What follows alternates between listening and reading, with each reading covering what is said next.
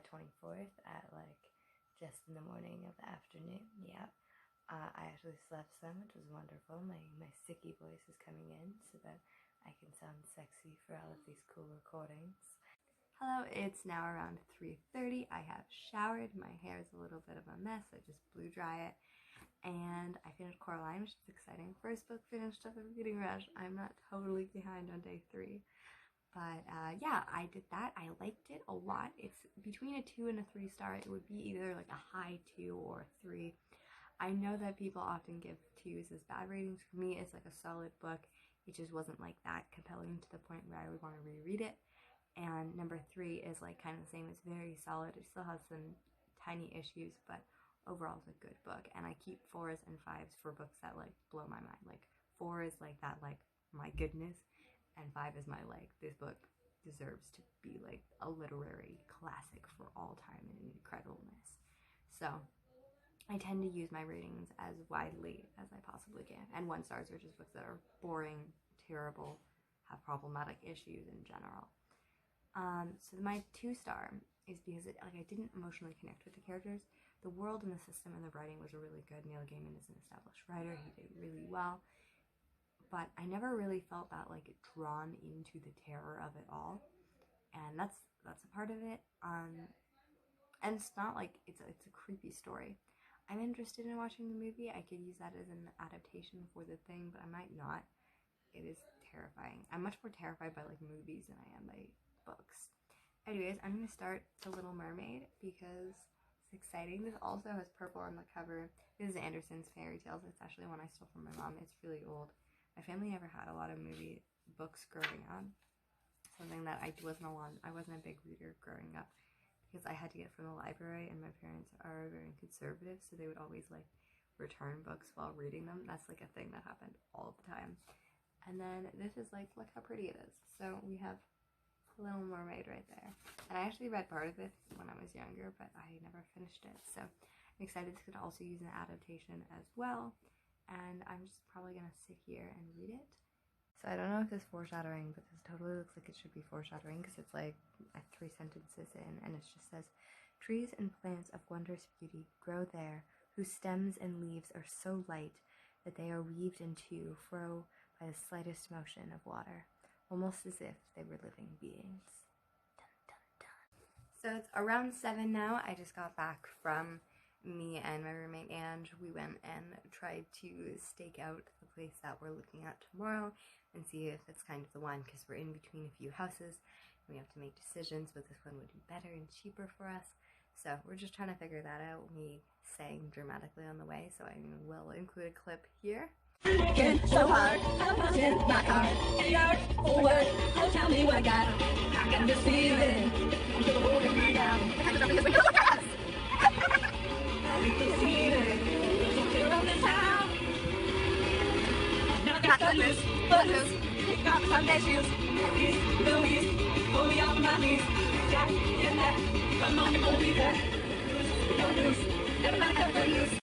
I just finished Deadly Class and I want to read a section from it. I really enjoyed the last few lines, and that says, "She kissed me and whispered, life tattoos us with damage as a reminder. It's inked onto your face and body now. It won't be visible when you're awakened, but people who know what to look for will see it. Other victims of the same needle." Love that. Other victims of the same needle. It takes time to see them. It takes time to see anyone's real damage. But your people will see the colors like a flag, and they will call you home to them. I woke up with a profound and indecipherable feeling, a specific sensation I haven't had since I was a child, since my parents were alive. A feeling I haven't had since childhood, and even then only once. A friend had come over for the weekend. I remember having so much fun. It was absolutely perfect. And then suddenly it was over. My friend had got home, and I was left alone. I was sitting on a swing where moments ago we were laughing and playing, but everything was quiet, and suddenly drop off from the connection felt moments before. A punctuated ending, followed by an involuntary reflection that happens when life quickly changes from fast to slow. I haven't felt since that day. I'm at home in it, cocooned in the tranquility of peace, of some last piece of innocence that still exists in my heart. A small boy sitting on a swing watching the sunset, finally wanting to live in a place surrounded by death. I think that that's absolutely beautiful and wonderful. And I think that that highlights a lot of what this poem is. I think it's going to be a solid 3-star simply because I really, really love those reflective parts, but I'm not a huge fan of just a lot of the little small parts. The artwork is not the most concise. I find that it jumps around a lot and the art doesn't always inform as well as I would like. And yeah, I just think that a lot of it is just random, but the moments of thought, and especially the illustration of people's backstories and minds, is fabulous. That's a full 5-star. However, the little bits of it isn't, you know what I mean? The major overarching themes are incredible, but the little parts that make the book are not as much. So this is going to be a 3, almost 4-star read, and I will check in with you later. I'll probably be doing the challenge. I haven't decided if I'm going to either make a Turkish Delight smoothie, which is an adaptation, or I'm going to make raspberry cordial. I'll have to look for raspberries for both of them. Anyways, I will check in with that, and I will see you then. This is the pouring of the milk and the magical things. I decided to make Turkish Delight despite the fact that it's smoothie form and hoping for the best. And this is the beauty of this. This is me, the first part underneath the thing. And we have the chocolate that is going into the top of it to make it, because apparently that there's chocolate, despite never having chocolate on Turkish Delight before. And there you go, it's in. It's maybe in. Nope, I can't put it in quite yet. And there you go. Completed my challenge for today. I was going to make a smoothie as Turkish Delight because I was like, I don't think I can make Turkish Delight completely because especially I'm sick. This was interesting. So I had a base. I looked at like 3 different recipes. It's supposed to be a smoothie bowl. I think the back is just not as solidified as much as it should be. The bottom was really not that well because it didn't have any sugar and I used unsweetened almond milk. Top I used sweetened almond milk, and then this is really, really cold. And then I put coffee in it as well that it didn't call for. I don't know how this is supposed to be Turkish Delight because it has no gelatin in it. Like the main thing. I do not think this is what Edmund was being tempted with. It actually tastes really good. I'm gonna go eat this now. guys, this is a monumental day.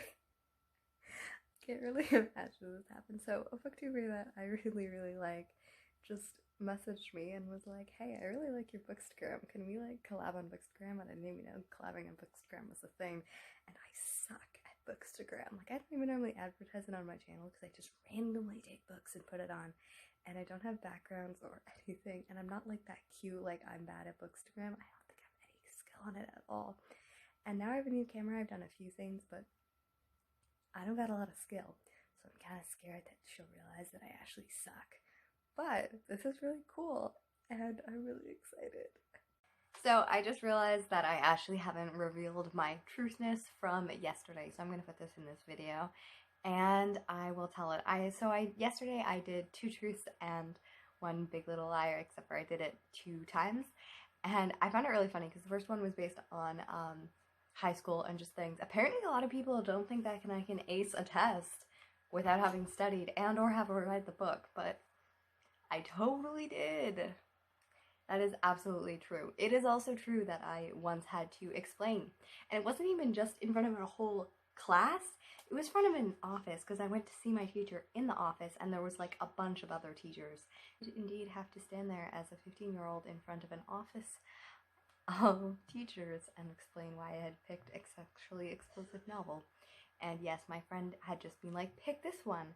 It's about baseball. It really was not about baseball.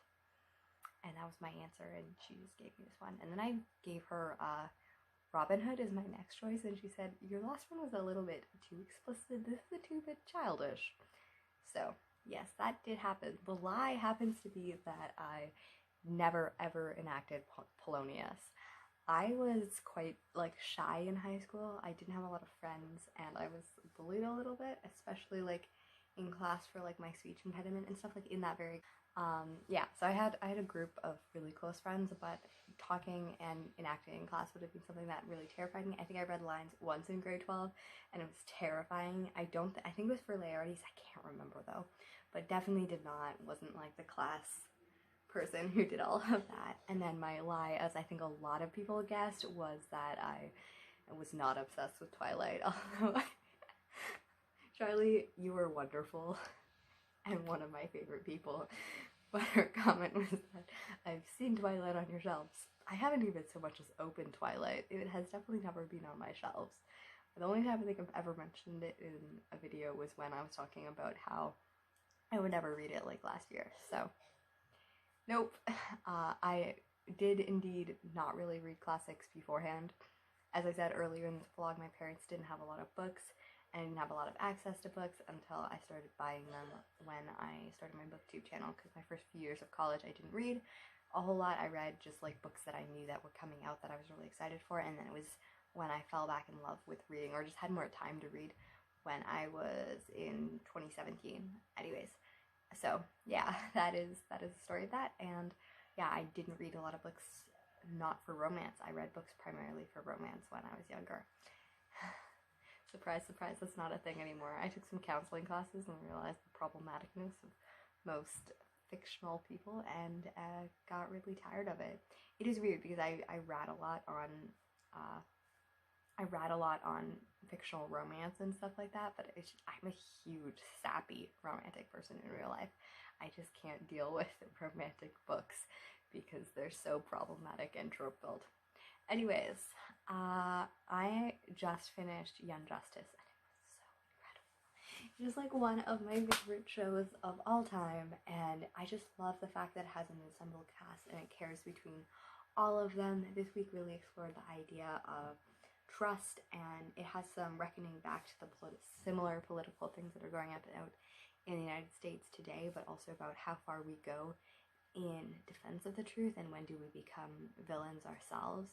Which was really cool. I really liked last week's. This week wasn't quite as good, although it did touch on some things that people had complaints on last week regarding character development and stuff like that. Because it has like a very, very large cast, it cycles through. So some things were mentioned yesterday or last Tuesday, and they came full cycle this week, and that was really great. I'm really excited. I'm not sure how the season's going to end, and I can't wait. Anyways, other than that, I'm trying to figure out what to do Bookstagrammy wise, because I never really plan my things, but I have an idea and I'm really, really excited. I need to make it actually look pretty though. And I actually ate all of my smoothie, which was really happy because I hadn't really ate anything the rest of the day. So I ate that huge bowl, and I'm gonna try to eat something else before I go to bed because I know that's not enough nutrients and I suck at eating. Anyways, I'm really glad because my spirits are up. Going outside and just having a day was good, and I think sleeping for like 8 hours and then another 8 hours really helped my health. My neck is still hurting a lot, but I'm trying my best to keep it up, and yeah, I will check in before I go to bed, or maybe a few more times. Let's know. Bye. I'm on my floor because I'm doing my Bookstagram challenge, and I'm trying to figure it out on my hardwood floor and trying to make it all aesthetic, which I'm really bad at doing, but really proud. So I think I mentioned this before. My family has a strange obsession with Taylor Swift. With that reference, she had her new release Archer, which I like much better than the other two, simply because like I prefer like quiet, like sentimental Taylor than that, because like I feel like a lot of my sentiment around Taylor Swift is just nostalgia because my entire family is obsessed with it, and I just grew up like watching it and having all the music videos come out and reenactments and everything, and it's just very nostalgic in my soul. So although I did enjoy just rocking out, like the thing is, like I can't just like anything that she puts out just because of what she means to my family. Anyways, even though that I'm the least big fan in my family, my siblings still buy me her CDs all the time, and I have this exclusive version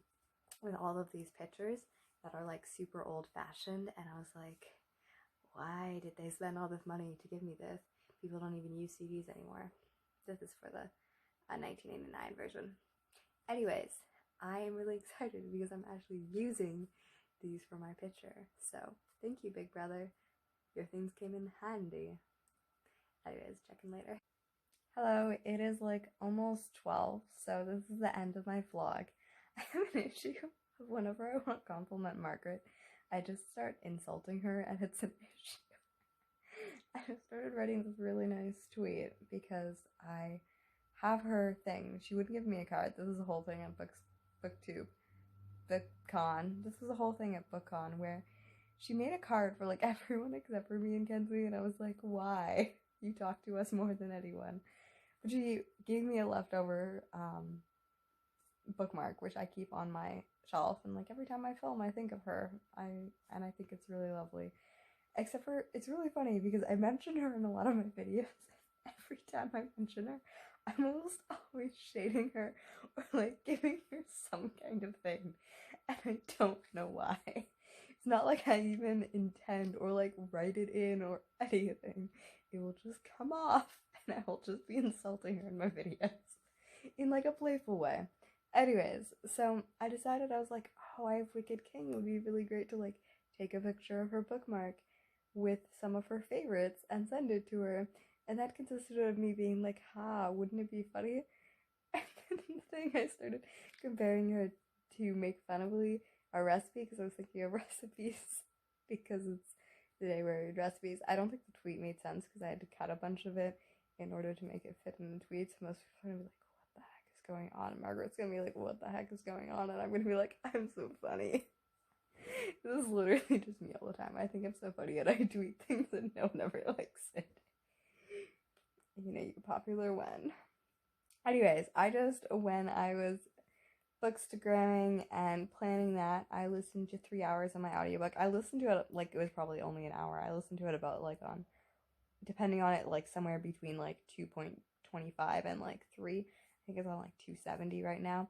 Shawshank Redemption. I've never watched the movie before, so this is, like, my movie adaptations. It's also my very first Stephen King novel, so yay. I'm not like loving it. It's very narrative focused and him just telling the story, which is something I really like, but I'm not really connecting to it that much. Yeah, it just casually making mentions of rape. That always makes me super happy, as yeah, that's wonderful. Yeah, I don't think I have decided to watch this movie adaptation either. I've now watched 3. I might just watch the Deadly Class. Feeling like I might just do that, and I can count this as something else for my thing. Anyway, so I have another hour of that. I'll probably finish it before I go to sleep, but I will start my Thursday vlog. I also haven't done any of that course planning I was supposed to do on Monday, and I have a meeting with the person. I'm meeting, like, it's not actually for my coursework or anything, but it's someone else who's planning it for their course, and they are meeting with their people to get approved tomorrow, and I'm supposed to be there. So I should do some of that as well. So I'll probably do some of that, just chill. I need to figure out what I'm going to make for supper at midnight, because genius. And yeah, I will see you. Today I finished Deadly Class, and I finished Coraline, both which were novels that I enjoyed. Coraline to a lesser degree, but I still liked it. It just wasn't a favorite or anything. I find that like Neil Gaiman is either like a hit or like a not miss, but like mediocre. And yeah, I think I'm getting some more like classic books in here, like, you know, like Stephen King and Neil Gaiman, like not classic as in like classic, but classic as in foundational, especially in fantasy. And the audiobook I've read from a Neil Gaiman book has been like Neil Gaiman reading it, which is really, really cool. But I am also the same way. I don't love giving people my work and having them read them because I feel like connotation and stuff like that is really hard. So I realized right when I was trying to edit it that I missed the end of my outro. So, hi, goodbye, I am leaving. My plan was to finish Shawshank. I will not be finishing Shawshank because it's already after midnight. And tomorrow is going to be an adventure, and you will join me with it because I'm actually consistently vlogging. I'll probably begin the next vlog in a minute or 2. So, goodbye for now. Have fun. Live your best liberating life. Go forth and conquer.